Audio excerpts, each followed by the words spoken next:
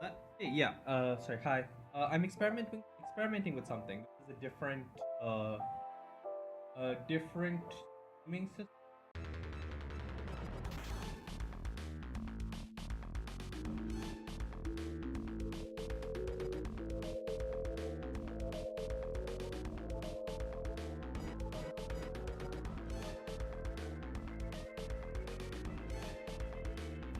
Different multi-streaming app because I'm basically setting it up so that multi will automatically say is it just like give that cat?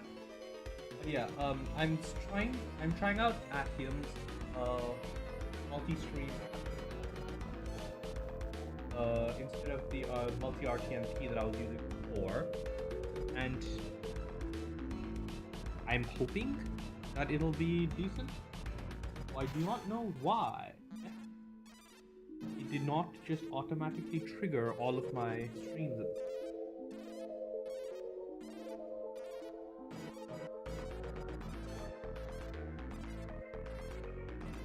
Tune multi-stream.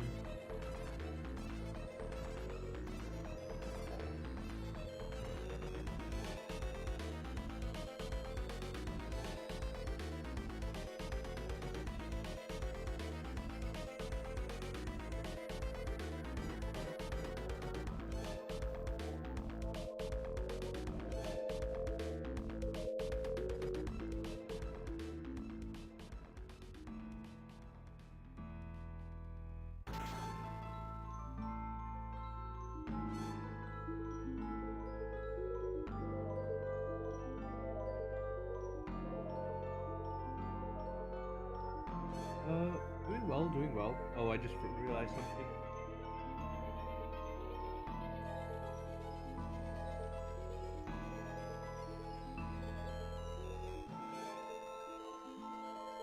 There we go.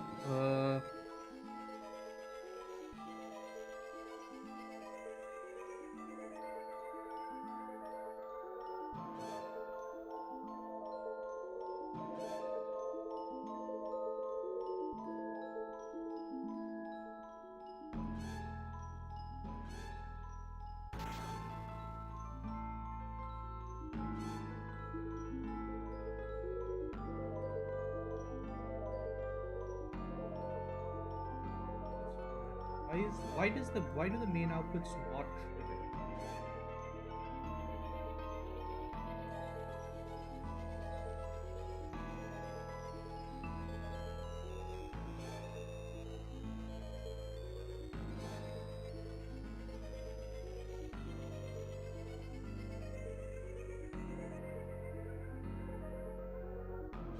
I have no idea why that's weird. I guess if it's worth it, I'll just manually trigger both.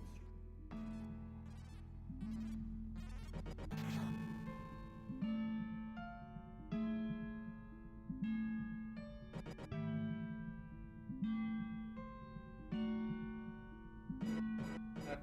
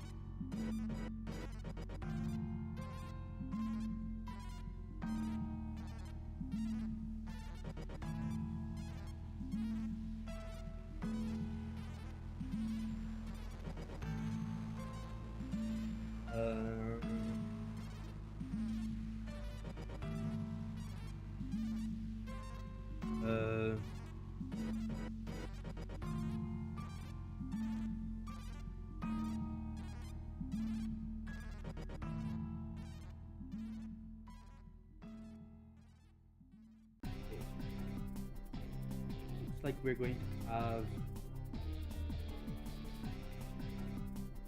something of a tie.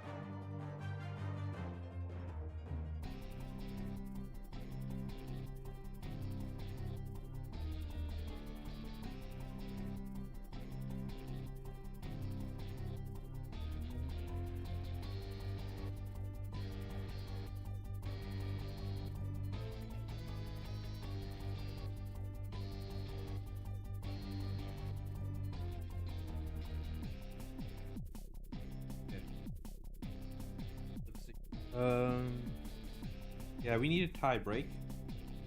So, Fat Cat or Zed? Who wants to do the tie break today?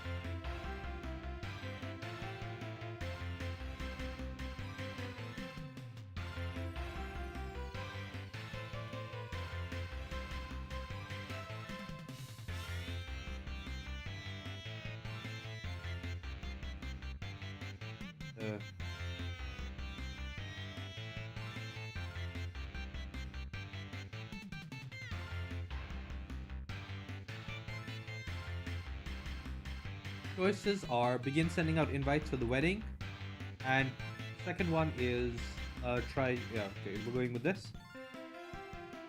Okay, cool. Fat Cat's got it.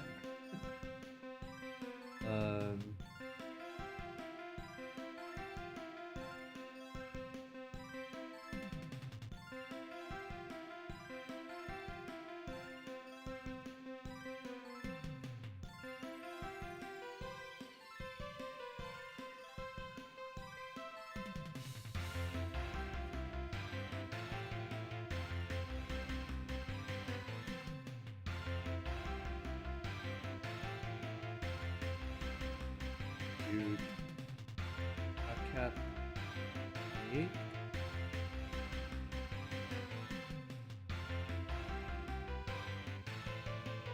Head.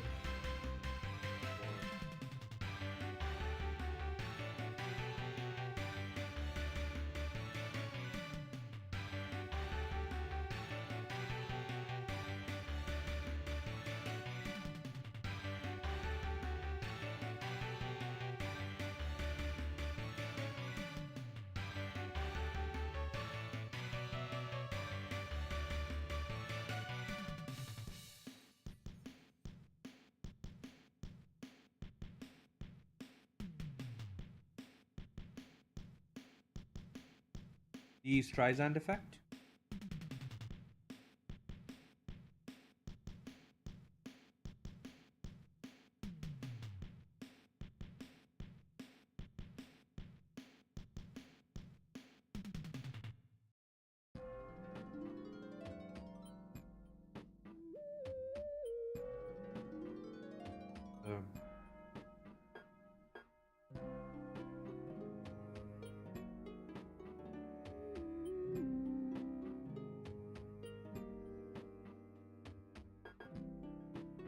Nope. So that is what Stop Killing Games thinks is happening. The thing is, they're yelling at someone who doesn't actually care. So I've mentioned it before. I did like a literal 10-page breakdown. Right? I did a literal 10-page breakdown.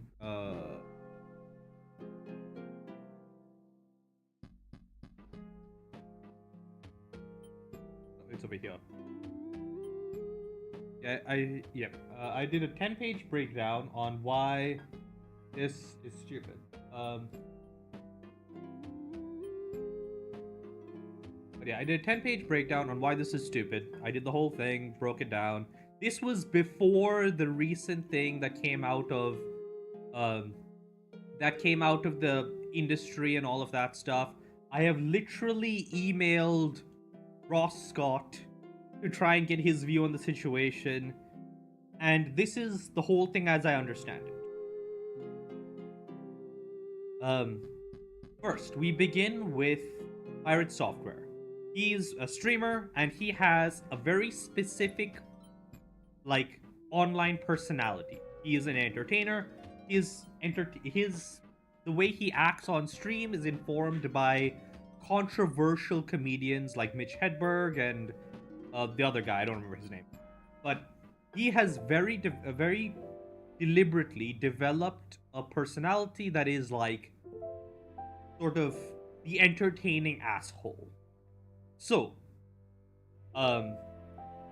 someone on his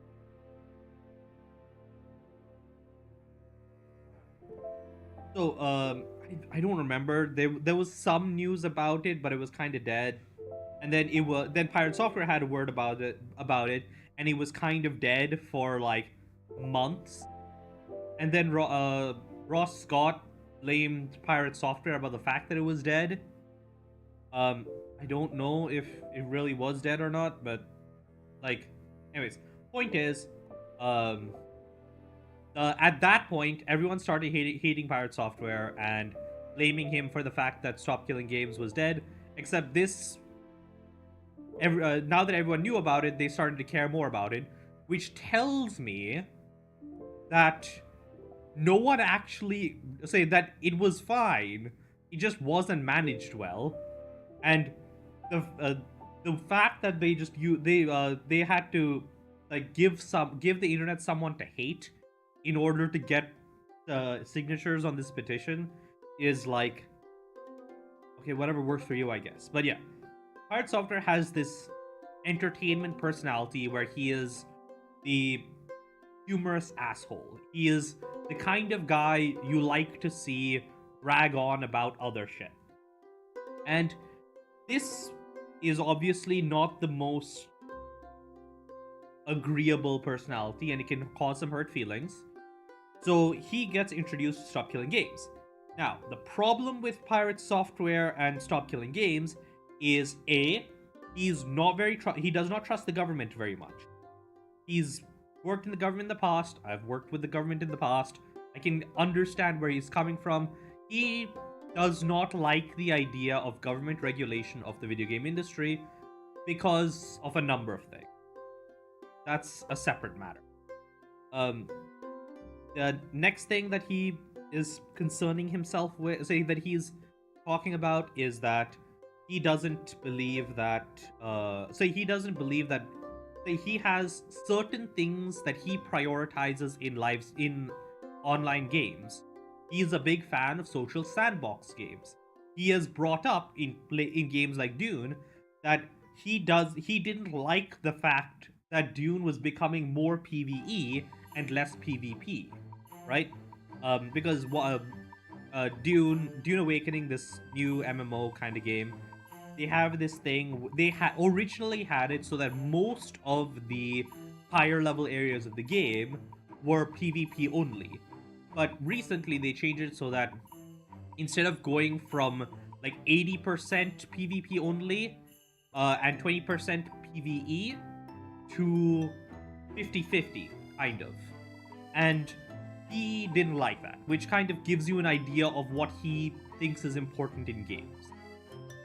And to him, the idea of stop killing games fails because it can't solve a problem of games dying, because to him a game is dead when there's not enough community to support it anymore.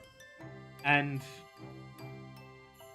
yeah, so he's a big fan of interaction between players, and he didn't like the idea.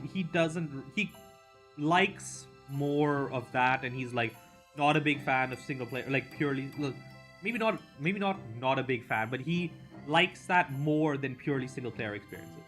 So to him, what stop killing games would do is it wouldn't save the parts of the games that he cares about.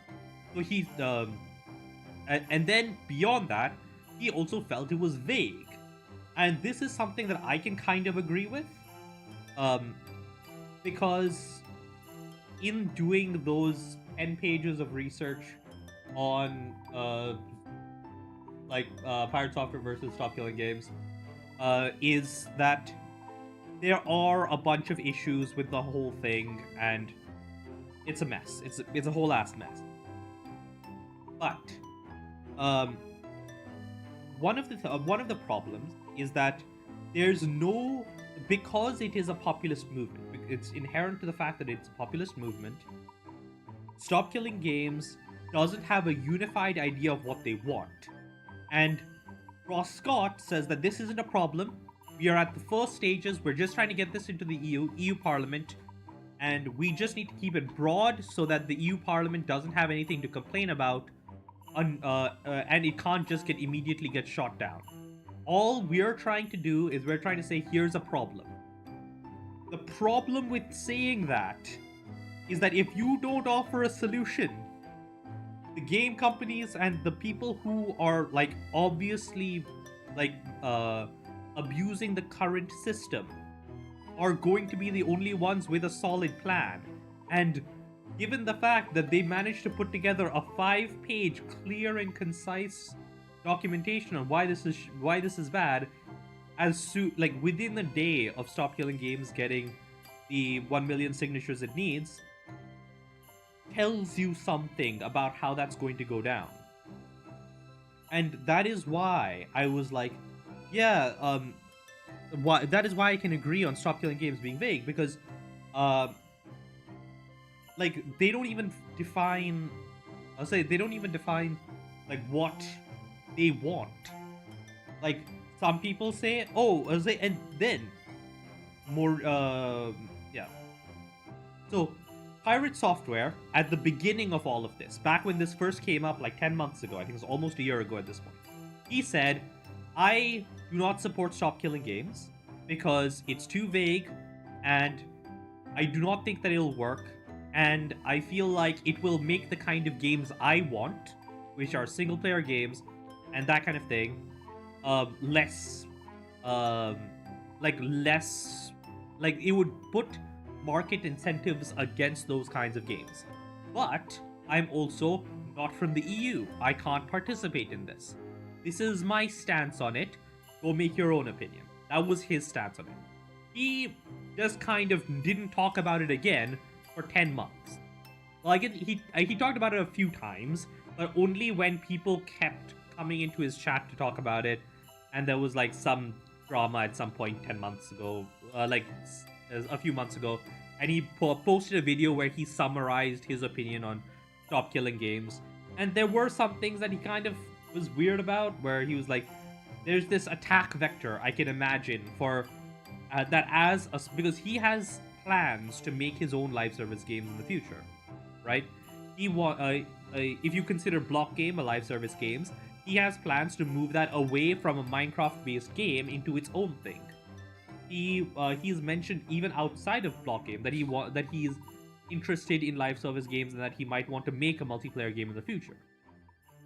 And he is the kind of person who wants to be able to spread the things he makes with the entire world.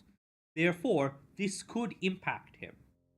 And his opinion as a developer is this will make it harder for me to make things I want. This will make it less likely that people will make the kind of games I like. I am against this. You read into it, you make your own opinion. And that was basically the end of his part in this.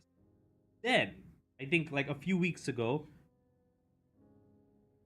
I mean, yes and no. As with no worries, yeah. But so yes and no. It is because Stop Killing Games is based on a moral argument. This is not a legal thing. What the game companies are doing right now is entirely legal, right? So what Stop Killing Games is trying to say is this is a moral argument. This is why we think that this is why we think games works, or they're kind of trying to like make it say trying to they're trying to make some legal plays at this, but it's mostly a moral argument. They don't like the way that things are treated, and as with all moral arguments, it depends on your personal values. I personally agree with the idea behind Stop Killing Games. As based on what I have heard from Ross Scott and others, I do not know if I can support the way that Stop Killing Games is going about it right now. Mainly because of what I'd say, and the biggest like, there's a whole lot of mixed things about it, but there are like, no, not exactly, right? It's kind of that. It's mainly player versus publisher, but it is also player versus developer. Because one of the things that the developers have been repeatedly saying, that every single one, that every time it comes up, people from Stop Killing Games are like, "Oh no, that sounds like a planning problem. That's not a real problem. You're never going to it's not never going to be an actual issue. It's not going to take much. It's going to be an easy fix." Is the fact that in the modern landscape of game development, especially in netcode and online services and all of that shit, um, developers do not roll all of their own, like they don't code everything that's available. They use cloud services. Uh, they use what do you call it? They use cloud services. They use like licensed code. They use different things. Like for example, um, uh, like anyways, point is there are a bunch of things that they will not have the license to redistribute, and the commenters of Stop Killing Games are just like, oh no, you're just going to have, like, that's not a big problem if you're since Stop Killing Games is not retroactive, uh, despite the fact that it kind of says that if your game was already released but is not compatible with, no, so Stop Killing Games focuses on the idea that developers are able to at some point take away access to a game. That means always on DRM. That also means live service games. That also means like a number of other things, right? It's basically a whole mess. Um, it the big problem from the developers is that since live service games are included in this whole thing, um, it is the thing that can't be fixed through some other means, right?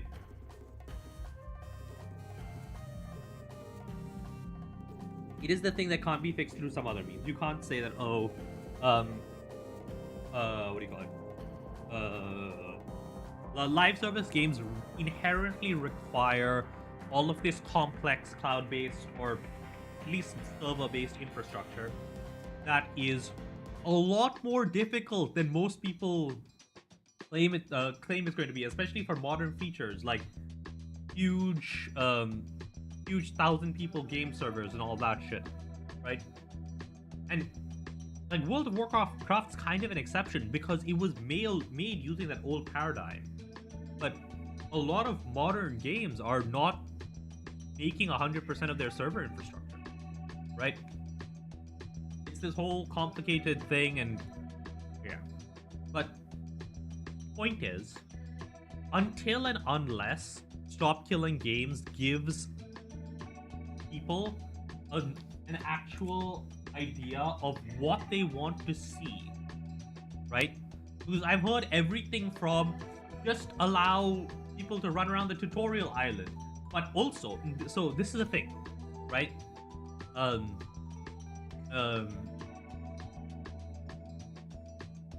yeah. So I see you've had the experience, right? You played Marvel Super Wars, and then you couldn't play it again later because they turned off the servers. But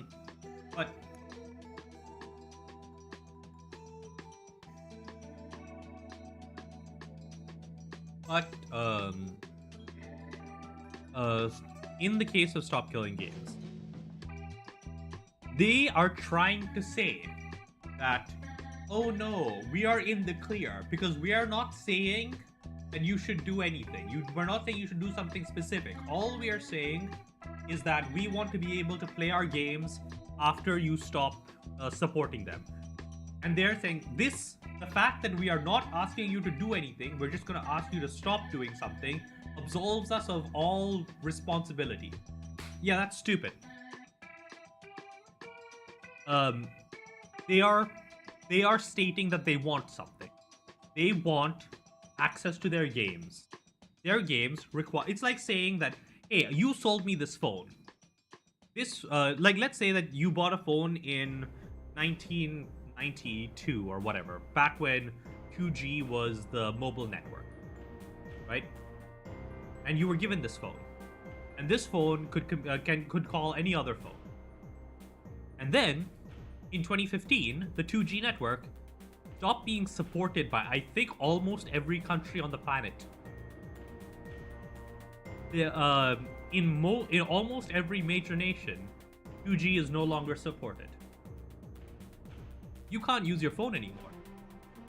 Physical product, you still own your phone. Problem is, it depends on all this massive infrastructure.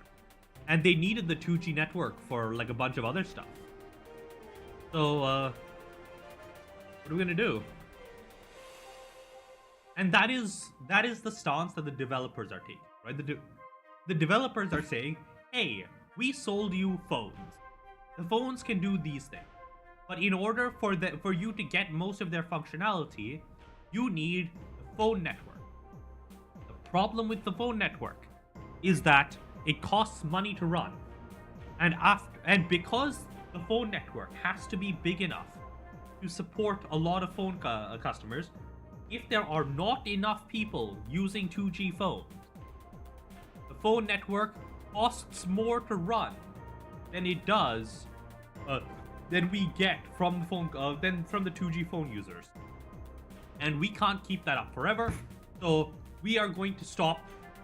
We are going to shut down the phone network in like a year or whatever. That's usually they give you about a year's warning. And everyone's complaining, saying, hey, no, that's not fair. We paid for our phones. We should be able to keep using them. Right? Now, the thing with phones is that those use fairly open standards, and like, sure, if you could figure out some sort of way to like create a pass-through by which you create your own 2G cell tower and communicate with that. But that would also probably be illegal, because one of the reasons why they stopped supporting 2G is because they wanted to reclaim that part of the spectrum for other communications. So yeah. Anyways, so I fully support the idea that of what Stop Killing Games want. They want to be able to play their games. They want to own their games. They want to be able to play it even after the developer doesn't want to anymore. And the only issue with that is that they say that, oh no, this isn't going to be a huge deal, yada yada yada yada. But at the same time, they also say, They also are like, and this is a thing that came up his Ross Scott's call with Lewis Rossman, where he said, we don't want to say that the developers have to give up the server binaries, which is the software that is the server that's running somewhere on an actual physical server or the cloud, but it's a software on the server that your game is communicating with, right? We don't want to share the server. We don't want to make the developers share the server binaries, but they're probably going to have to share the server binaries because every other option is too difficult, right? Because that's kind of what they said. And then the other thing was like, a bunch of people are saying, "Oh no, this won't apply to WoW because this won't apply to WoW." And then Ross Scott says, "No, we would like this to apply to WoW. We just don't think we can win because WoW is like very explicit about the fact that you're paying for a month or whatever, right?" So, because of that, like, there's this very vague messaging, and the people in Stop Killing Games are basically saying, "Oh no, we're not telling you to do anything. We're just saying don't do this other thing," and that's still telling them to do something because it is like, imagine how much effort is going to have to would have to go through to make that all work, and they don't say that, and they're talking, and when people say, and then someone will say, "What about all of these services that developers use?" And they're like, "Don't you think that someone will come up with this?" And they're like, and I'm like, "Hey bitch, if you want this to happen, then you come up with that. Like, there are literally over 1 million of you. Chuck $5 or whatever at like at a software, like start a non-profit software development company, make that cloud infrastructure that is needed to run needed to run live service games, and make it freely available so that people don't have to give a shit about the fact that they're losing access to all of the industry standard netcode ever." Right? And like, there's none of this like actual forward thinking that goes into this. And then there's the whole thing with the recent uh what do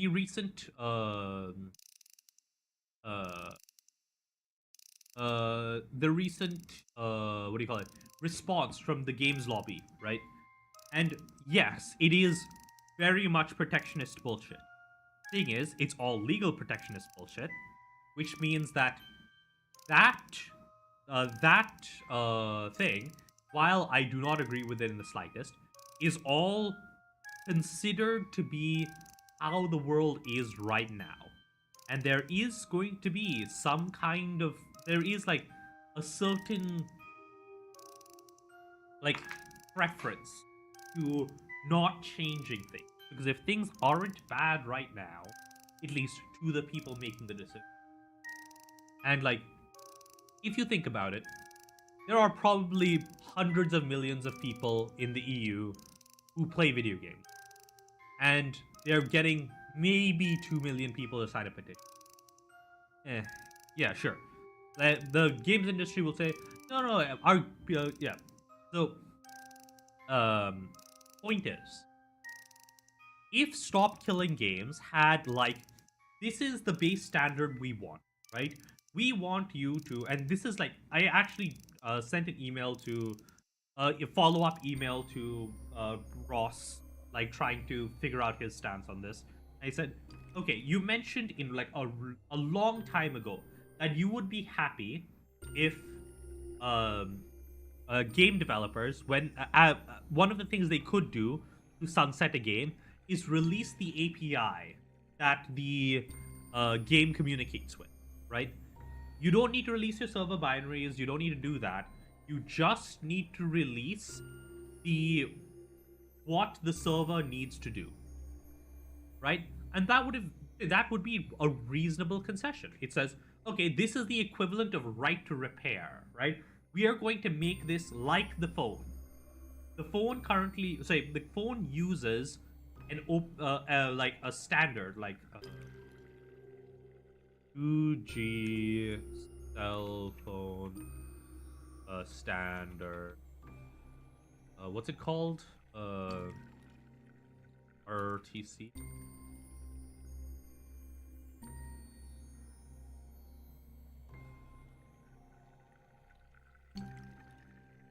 Um, what's the name of it?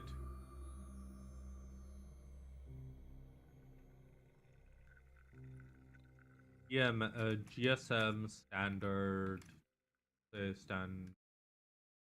Yes.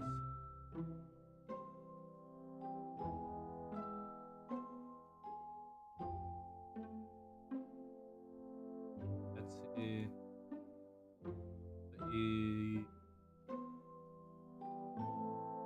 I can't find the specific one, but there's like a. I'm trying to remember the name of the thing. It's like, uh, RFC or something. Uh, yeah, this thing, right? This is an open standard. This is 2G. This is how. This is everything necessary to communicate over 2G. But it has absolutely no, no code, nothing else. This is the rules of how a 2G network needs to operate. Therefore, anyone can make a 2G modem that can communicate with any 2G network.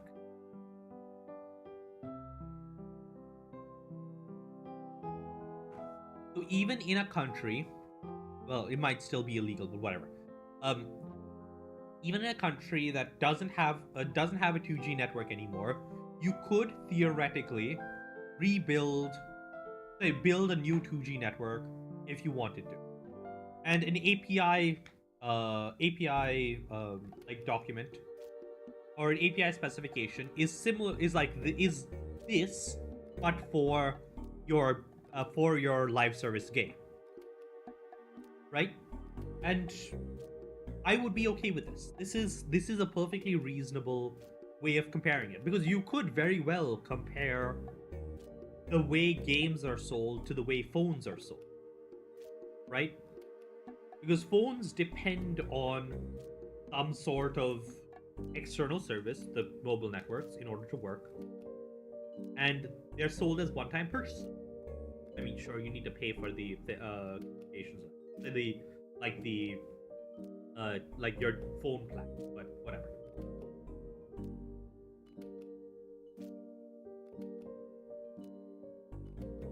That's sold as a separate thing.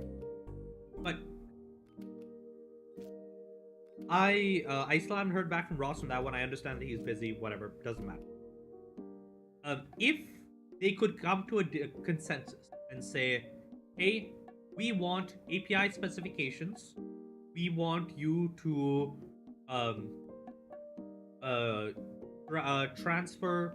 Like, we want you to like pay into. Say, we want you to register your, transfer online or always online DRM schemes to archival facilities like Internet Archive or whatever else, or like some other provider that has signed up with the government in order to act as that copyright enforcement agency, whatever. Or maybe even the government has like a branch that they like host one server that just has a list of, you own, say, a person with this account, with these account details, owns this game, and that's how you can handle the issue with always online DR, whatever. Point is, if they had any actual actionable even if they didn't put it in the people's initiative, they just said, uh, so the worst case scenario, right, is that uh, some say that is that the lawmakers look at take a look at this and start to understand, say, kind of understand it. They say, okay, so what's happening is that people are selling these things as one-time purchases, but they require some maintenance that people can't do it. They require the support. Therefore, we are going to say that, okay, there are a couple ones. I'm going to go with something that's still plausible, but pretty bad, and then we'll go to get the worst case scenario later. But plausible and pretty bad would be, okay, we're going to say that every developer has to mandate on the box that that the game will be will be live until this day, right? It has to be like as a part of the marketing, has to be visible at purchase that this game uh, will be supported on for 10 years or whatever. You have to say that, right? You have to say that at time of purchase, this is how long we expect to keep the servers open. And firstly, that means that even that small studios who may not be able to guarantee that their game will have enough support to keep going will be won't be able to advertise long support time. They'll just be able to say, okay, no, we're this game will definitely be playable for a year, and then people won't want to play them. And even if you are a big company who is saying, okay, we'll keep it, we'll have it available for 10 years, well then people who buy that game will say, oh, do I not want to buy that because it's only available for 10 years? And then you start to see all these online games suddenly not being profitable, and nobody wants to make online games anymore, right? um you play League of Legends, right? What if League of Legends came on the box and said, yeah, this is we're only going to say the um support guaranteed until 2024, right? Not 2024. Let's say support guaranteed until 2030, right? That's what they said on the box. And you're looking to buy League of Legends right now. And you're like, well, I could pay $30 for League of Legends and I can play it for 5 years, or I can pay $60 for this single player game, which advertises the fact that it's like which is listed as like a one-time purchase, and I can play that whenever I want. And that would mean that multiplayer games become less profitable. They're already less profitable, at least by some respect. Per person, they're less profitable, right? Because between development costs and infrastructure costs, there is more costs associated with a multiplayer game as opposed to a single player game. It's just that people tend to enjoy multiplayer games more than they enjoy single player games. So it works out as being reasonably profitable to make multiplayer. Um,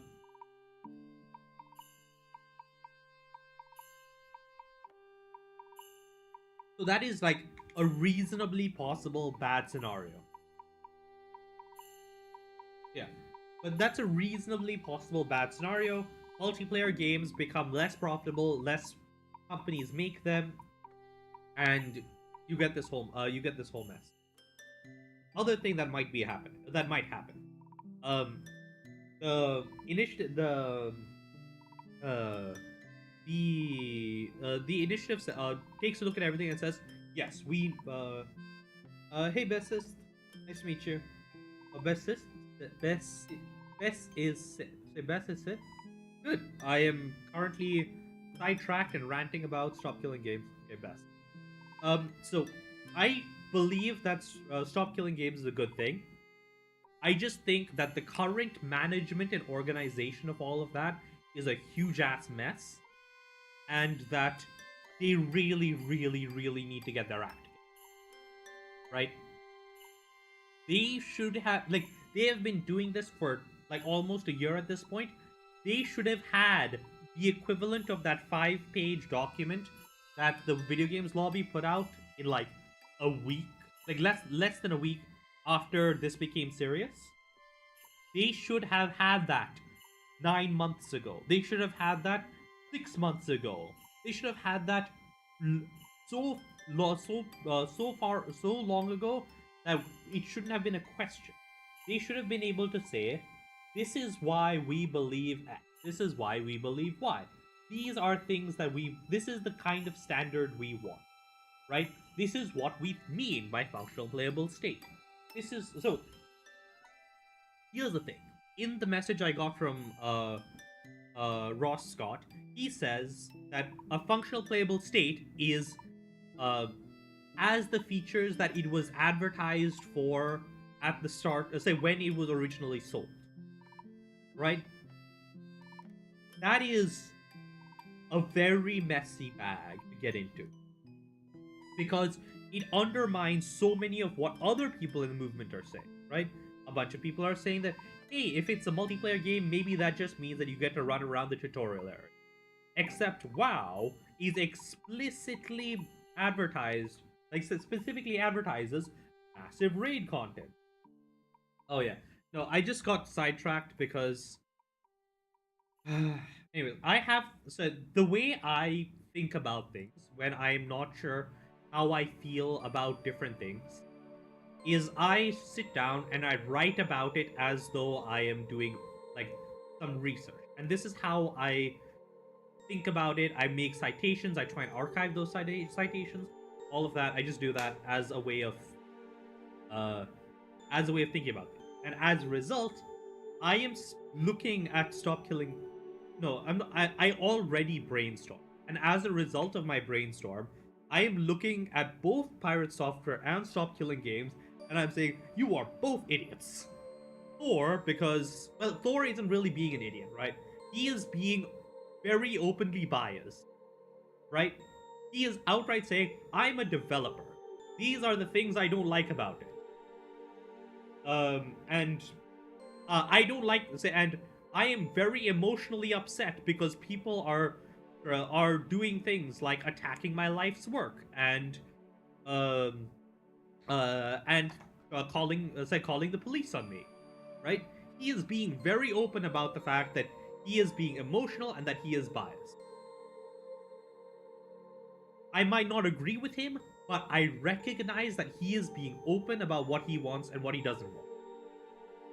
I look at the Stop Killing Games community and I'm like, I like what you're doing. The problem is you're being idiots about it. Yeah, so that is what has happened. That is why I got sidetracked for almost an hour ranting about Stop Killing Games. Is because Thor is not an idiot, but I don't agree with him. And I agree with Stop Killing Games, but half of them are idiots. So, like, it's a problem where there is no good answer.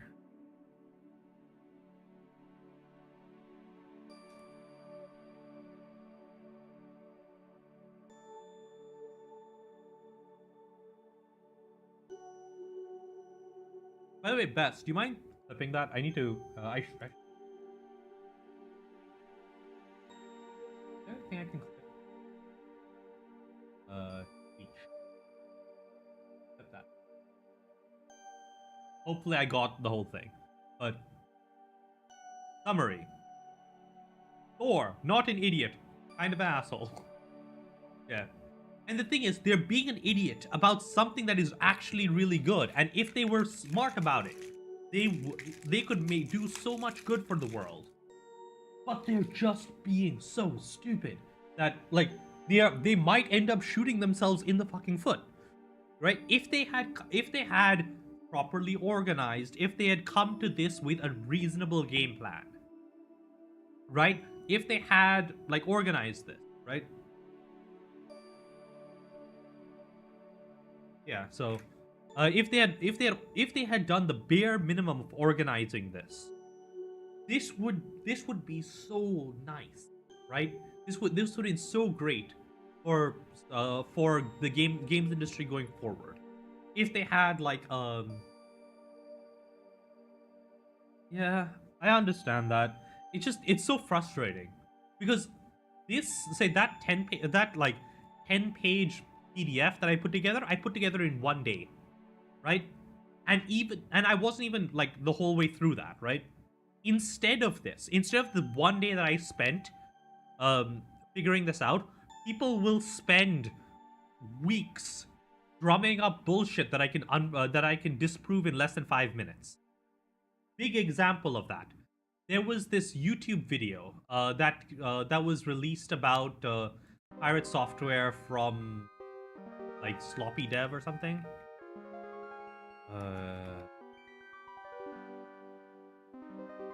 Yeah. So what? Well, where's the dumbass?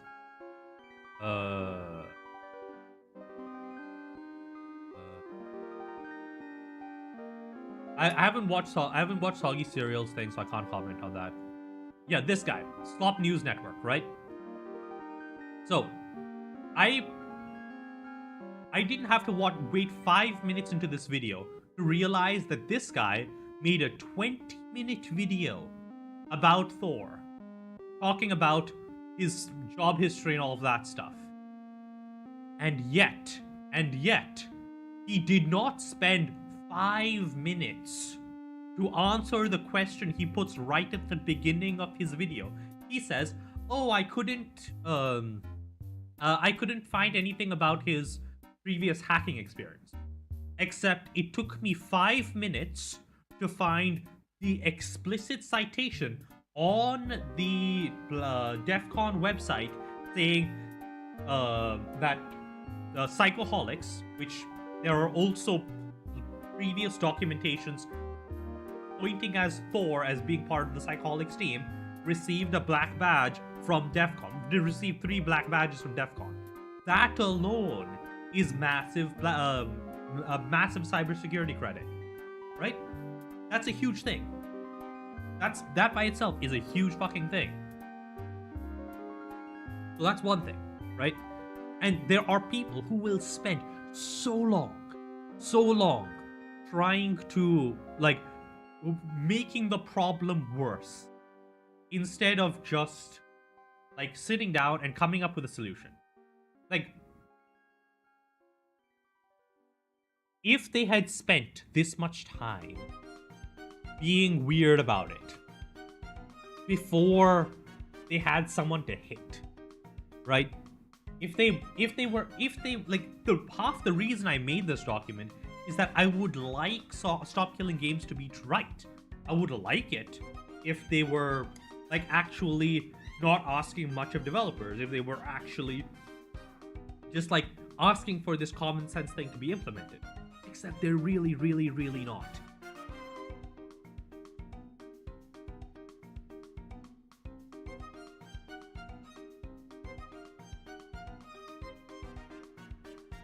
Yeah, I know. It's just like, this whole shit's been on my feed for like 3 weeks. And it's just like, anyways, back to the actual thing. If you're wondering what I'm supposed to be doing, I run basically an RPG. It's like a D&D game on this website, Spacebattles. People will vote for what they want the main character to do, and then I will write an update every day at the start of stream. This is today's update that I need to write. And yeah.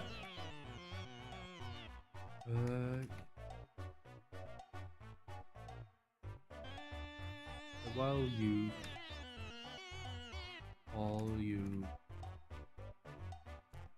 mildly cathartic, but mostly just like, it's just kind of exhausting because like if you had put the same amount of effort that you are spending into ripping into some random guy who said, "Ooh, I don't like your game. They don't like the way you're doing things," as opposed to like if you had put all that effort into just making stop killing games better. I think Thor would even support it. Because Thor has very broadly said that uh he is very much a supporter of the kind of customer rights, let's say consumer rights and users' rights that Stop Killing Games wants to promote. He just thinks that they are being stupid about the way that they are like going for them. So it's like you're not enemies. He's just an asshole, and you're all stupid. Uh, I'll go. I'll edit the clips later. Yeah. Um.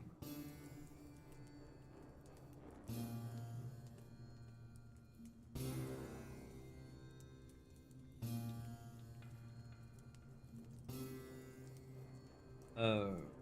What propose?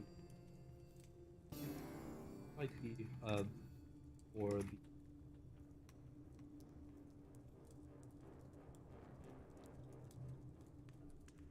no. Stupid is being worse than being ignorant, because in order to be stupid, you need to be deliberately ignorant. Because you can fix stupid. You can fix ignorance. Yeah, you can fix ignorance.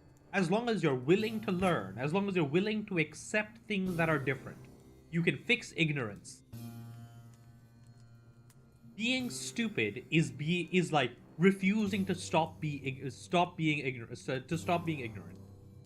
Therefore, say stupidity is a sin above ignorance. Because I fully believe that any person can fix ignorance. Any person, even people who you would think of as being like psychologically impaired, having learning disabilities, whatever, they can fix. I like freaking hell. I'm not. I do not have a standard mentality at all. But like I know many people who have legitimate learning difficulty, and all of them can fix their own ignorance. Therefore, I cannot say that people with learning difficulties are stupid, because stupidity is worse than that. Stupidity is looking at evidence and saying, no, I do not believe that the evidence is true. I want to believe whatever I was believing before. That is stupidity, and that is the worst sin.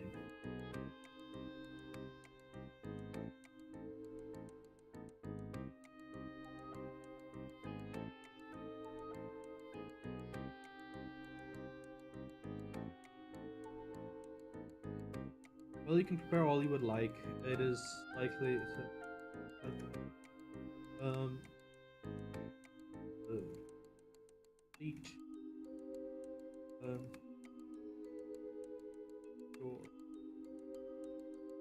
relate with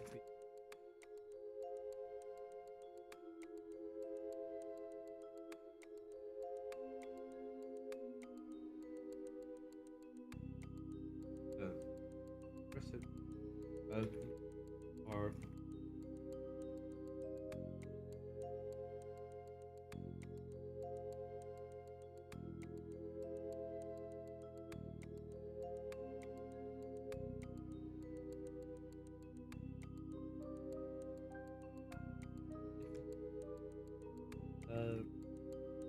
why air. You can always, yeah, and like that was my whole situation. That's why I do that exercise, right? That's why I spend 10 pages. That's why I spent an afternoon writing 10 pages of analysis. That is how I not just admit that I was wrong. That is how I try and figure out what my actual opinion on anything is. I will look at both sides of the argument. I will try and find citations. I will literally cite sources. Like if you I pull that up again, you'll see at the bottom of these footnotes there are literal sources that I grabbed. I even like I even made this citation, right? Uh, I even archived the screenshots that I was referring to. Uh, Videos that I was referencing, all of that stuff. Like some comments from my own stuff. The stuff from Square Enix. All of that. That is my personal method of trying to not just figure out if I was right or wrong, it's to try and understand the situation more completely.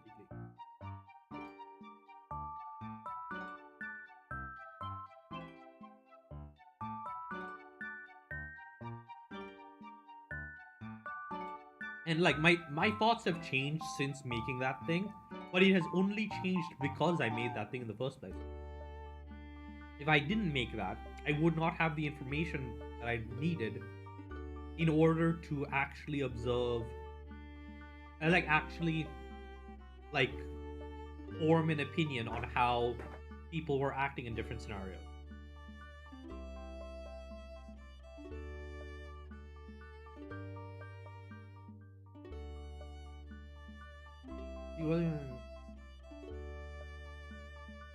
Like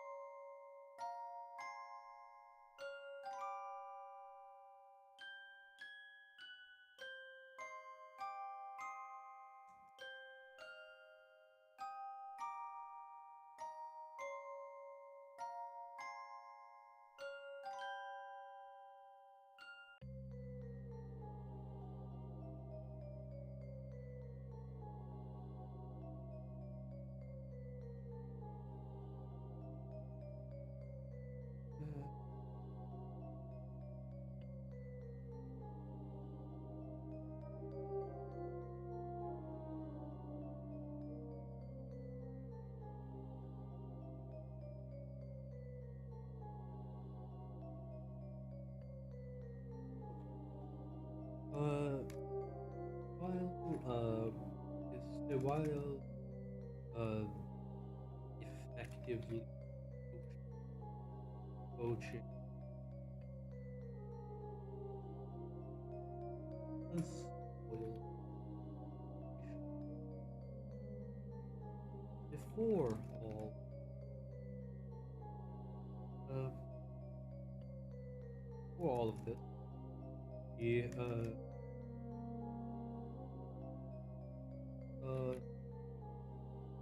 your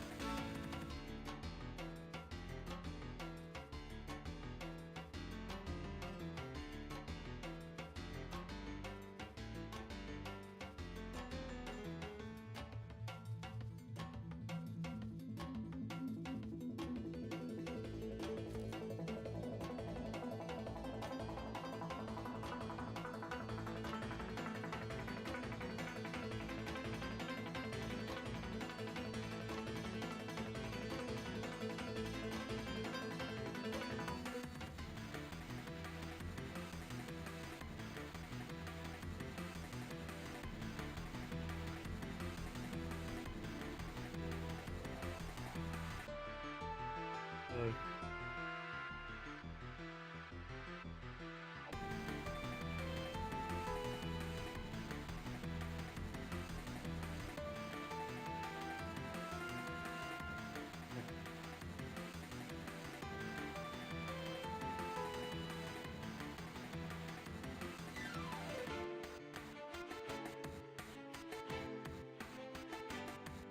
uh,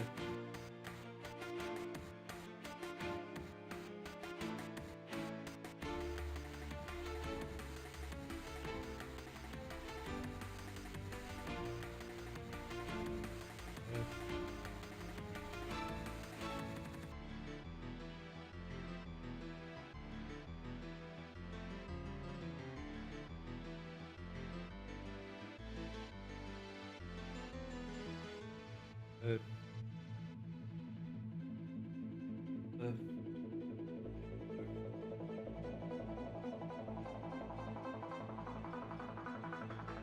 uh,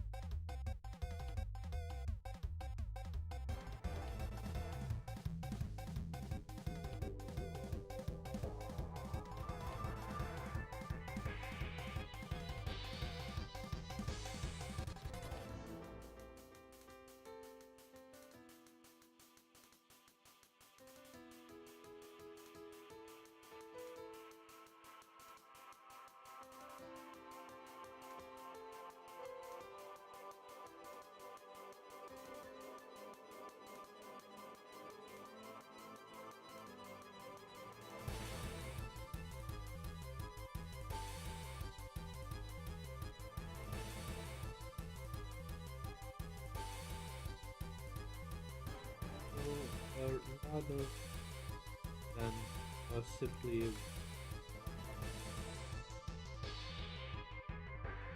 down.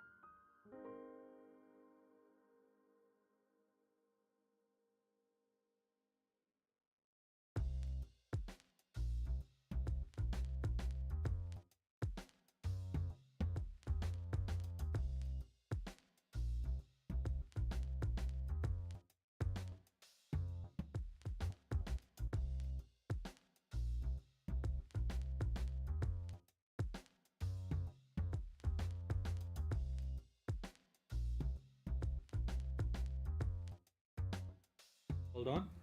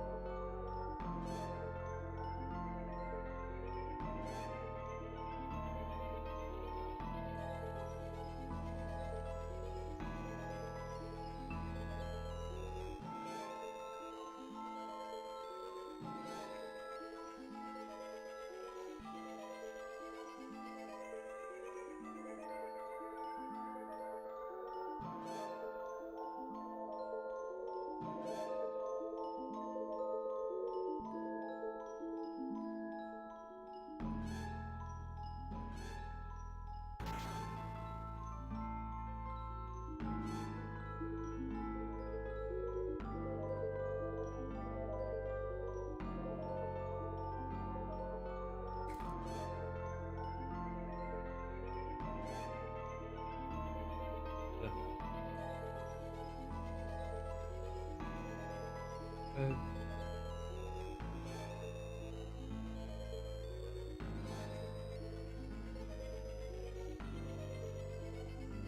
uh,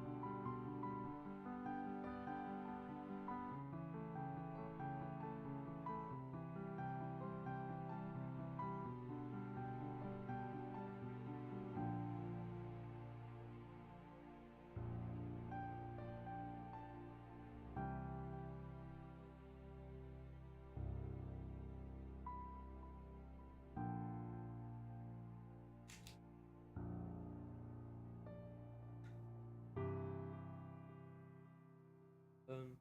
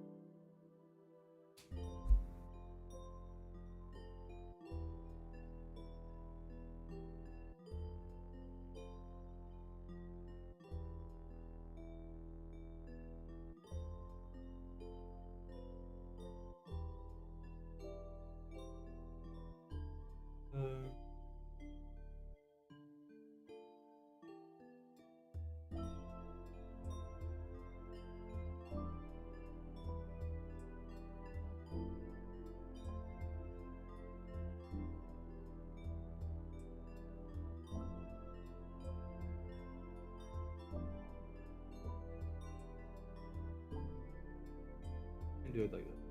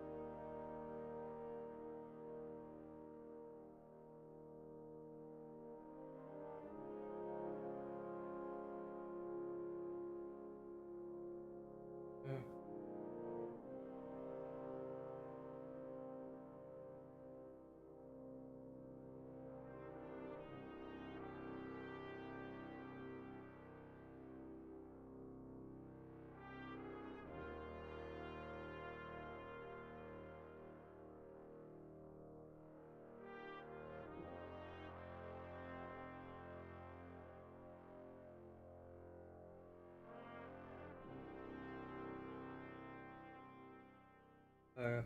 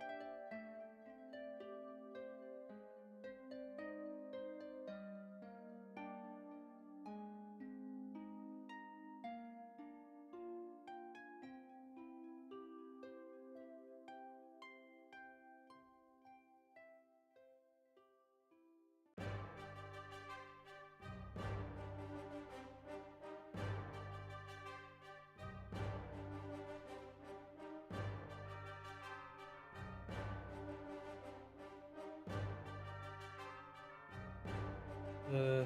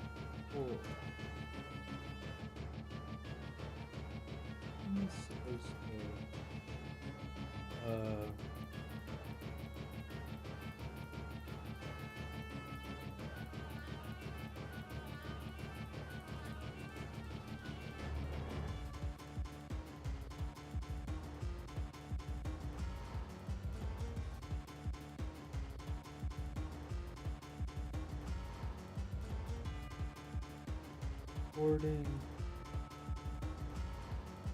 To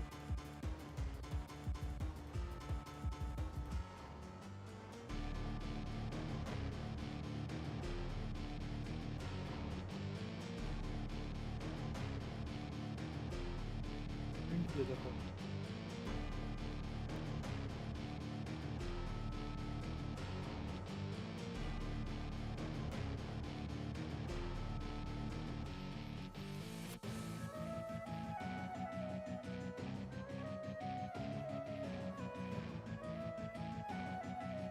Or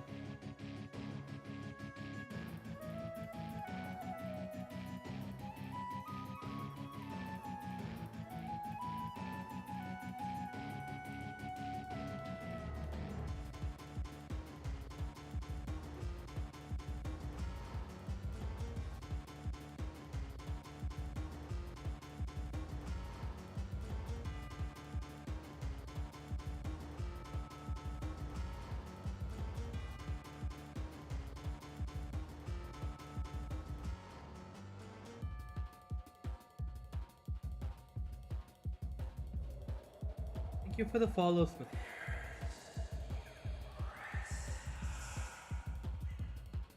Really?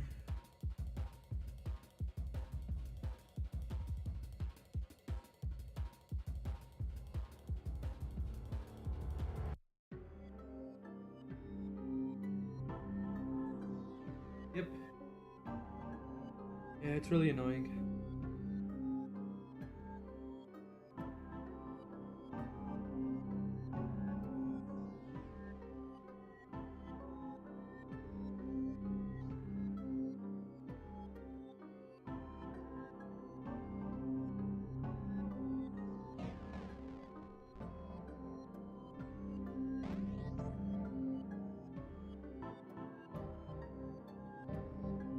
Uh, uh, yeah, it's really annoying. I really want to see if I can set up like an automated bot that will be able to analyze all of this spam. It's just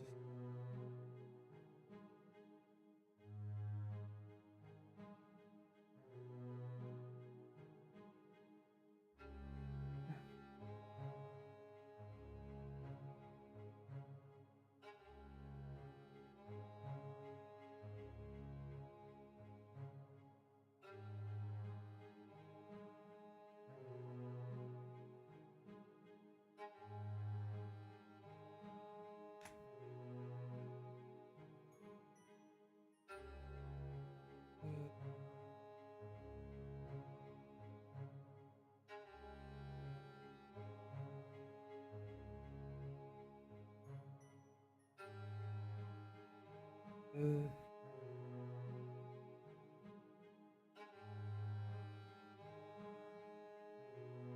uh,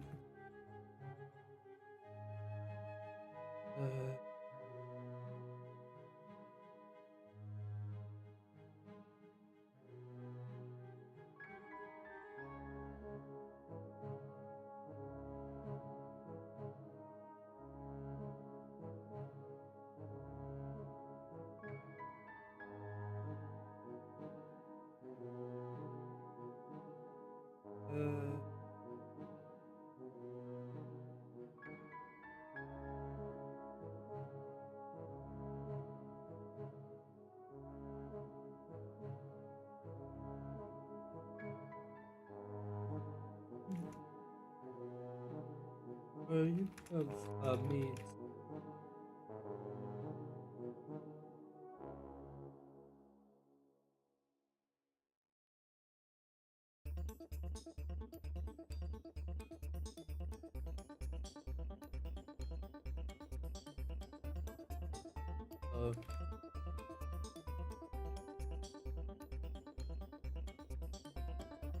Begin work.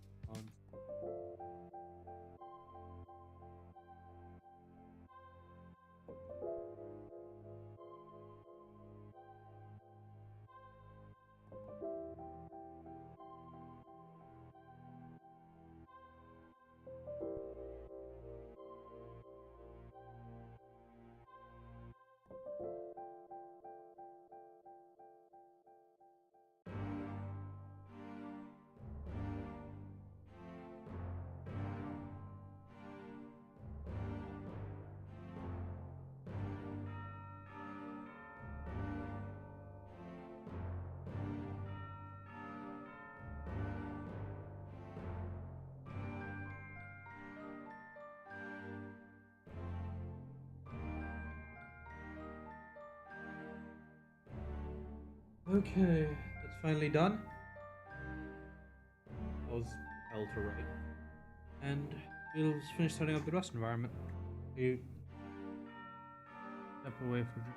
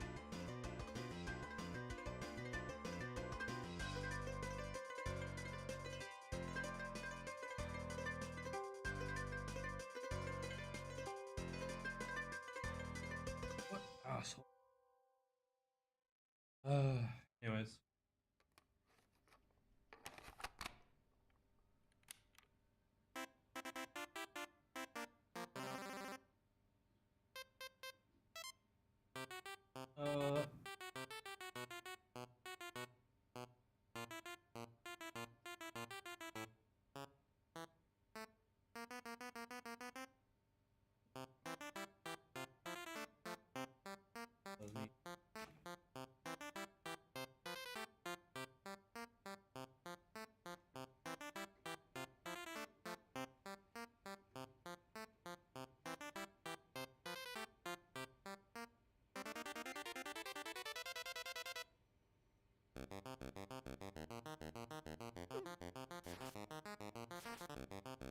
Help.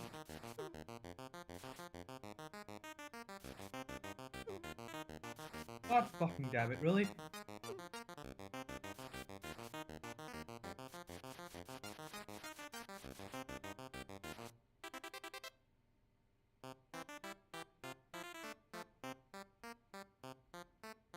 I hate my life.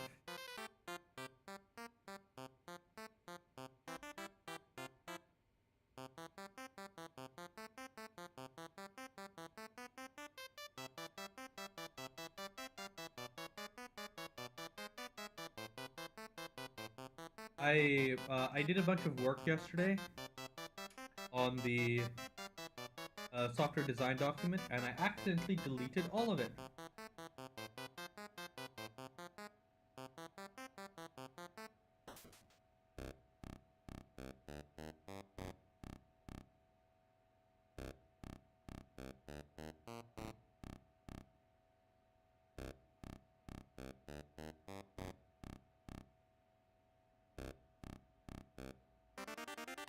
Yeah, if you look here,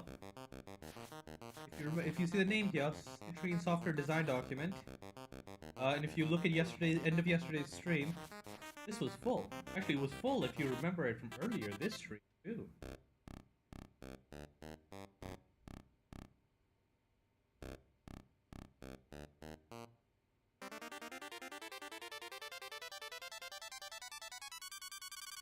Whatever. I know roughly what I'm doing anyways. I'll rebuild the document.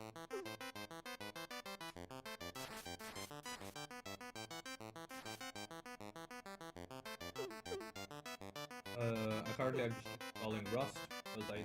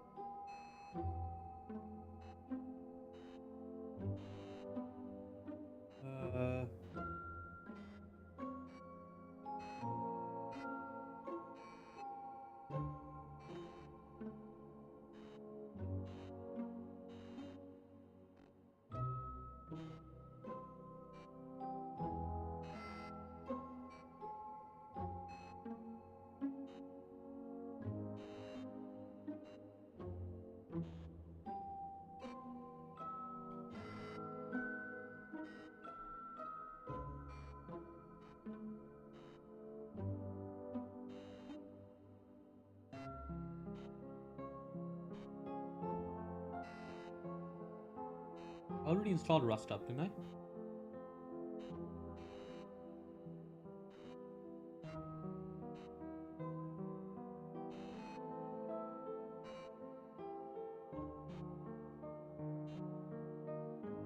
Yeah, the main thing is I don't like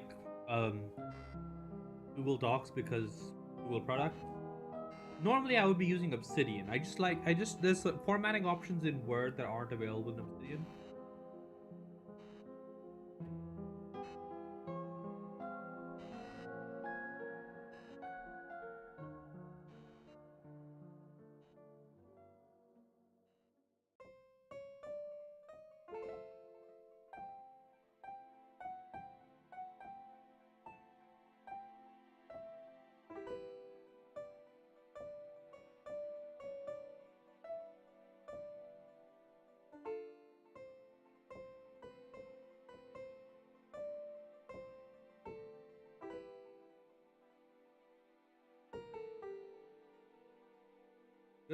Working?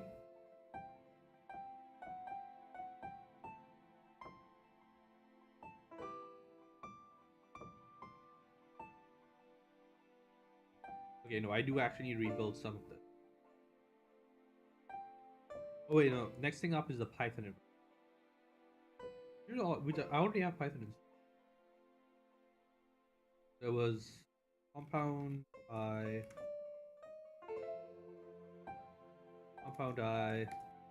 multi-stage, neural.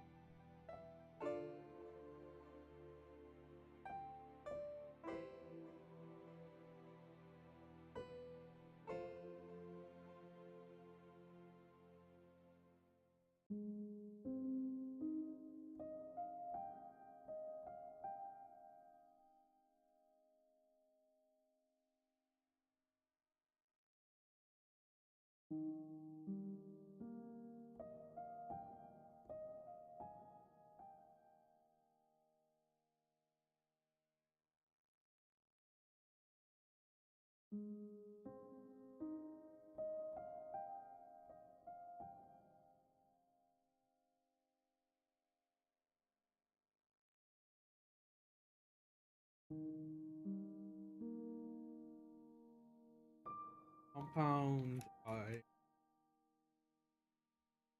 is a spell.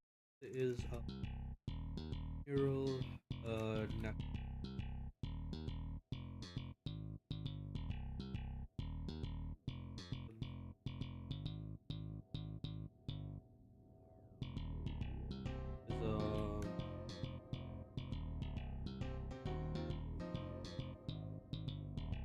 that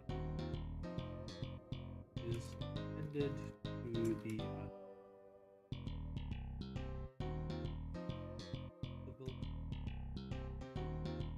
X.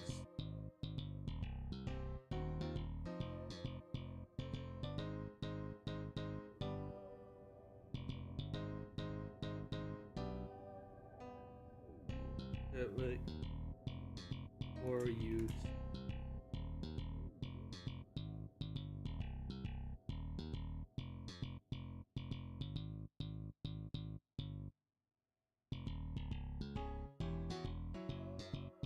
The actual compound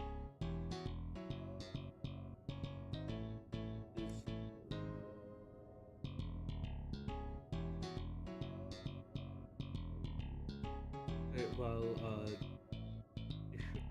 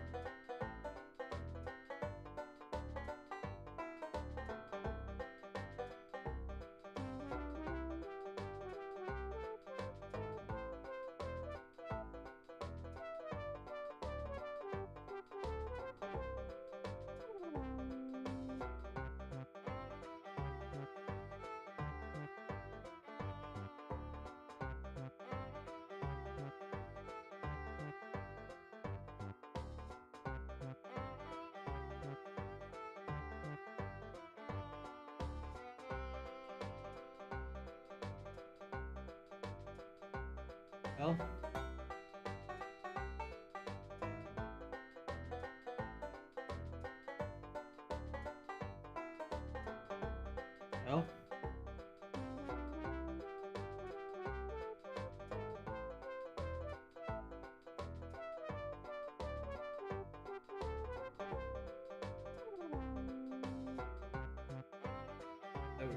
That was weird.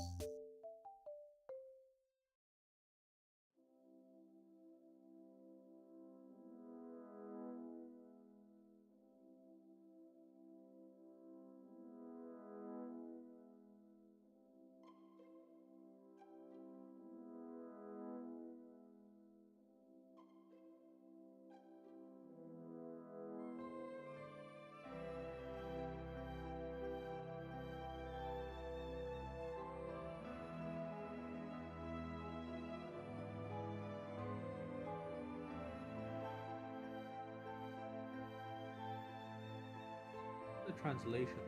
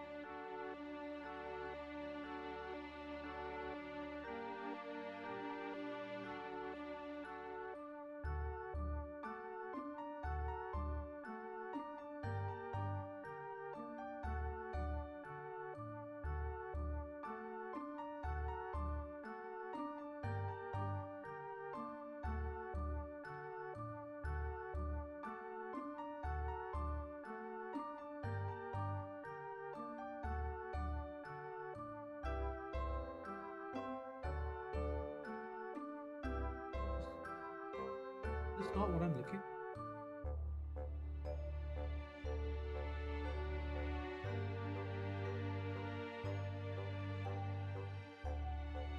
You know, I found it earlier.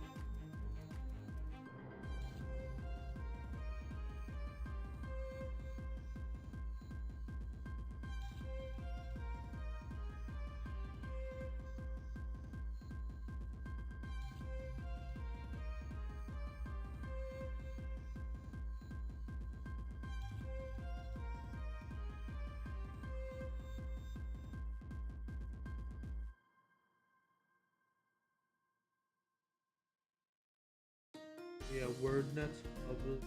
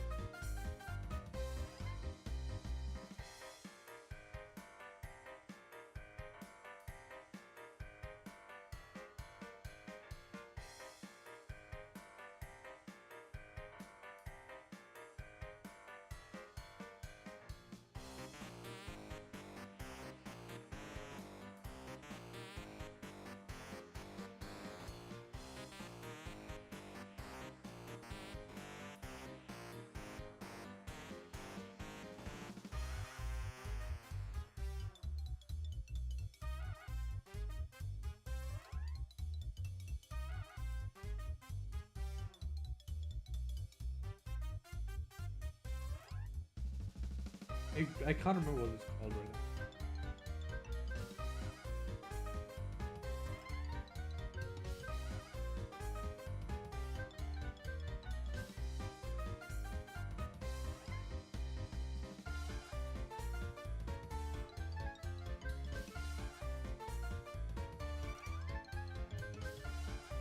Uh,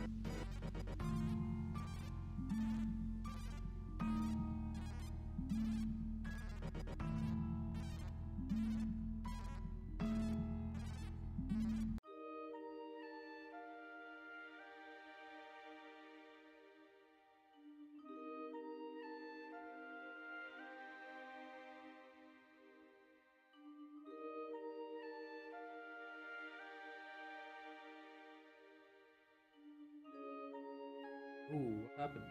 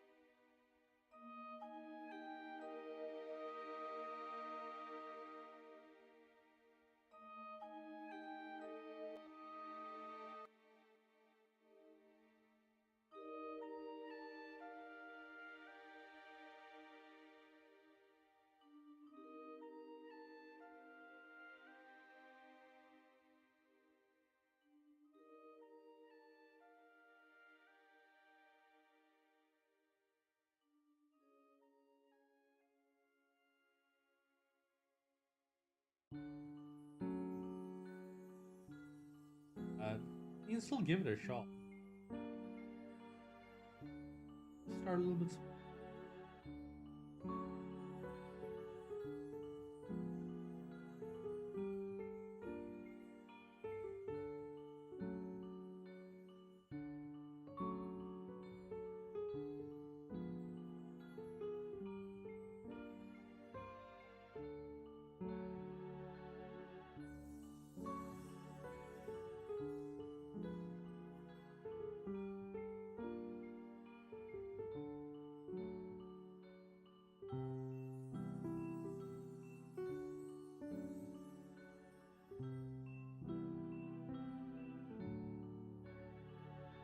Yeah, They usually aren't.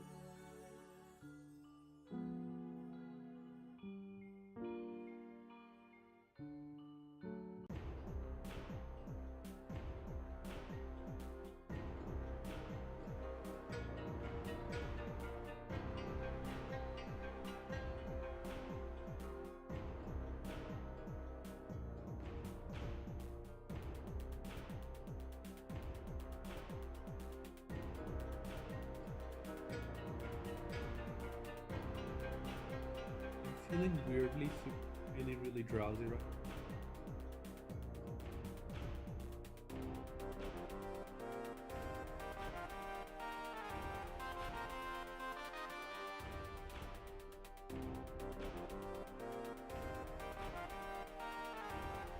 Oh, nice.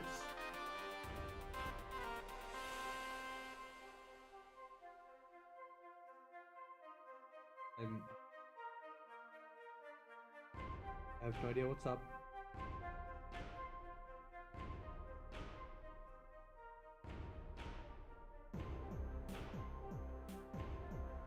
I think I'm gonna have to sign up.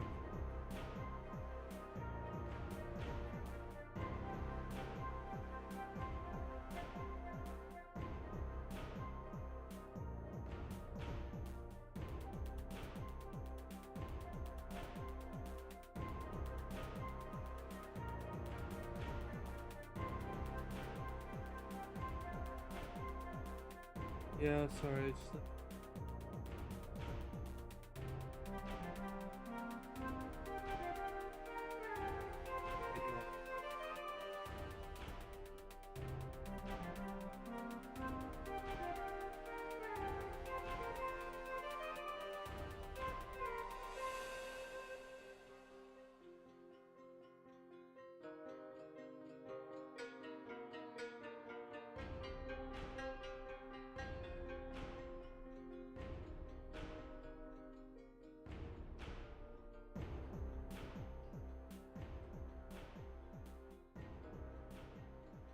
Sorry about that.